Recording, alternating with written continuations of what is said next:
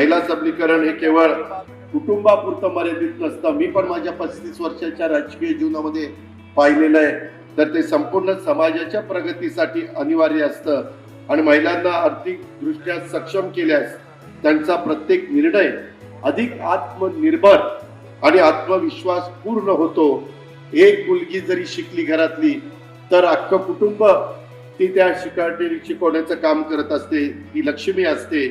Pink E रिक्षा चालवणाऱ्या भगिनी त्या केवळ तुम्ही स्वतःचा संसार चालवत नाही, तर त्या समाजातील अनेक तुम्ही उद्यापासून महिलांच्या करता प्रेरणास्त्रोत ठरणार आहे. आणि भगिनींच्या मार्फत चालवण्यात येणाऱ्या पिंक रिक्षा प्रवासी महिलांच्यासाठी सुरक्षित प्रवासाचा पर्याय ठरणार आहे. सामाजिक दृष्ट्या देखील ही अत्यंत महत्वाची गोष्ट आहे.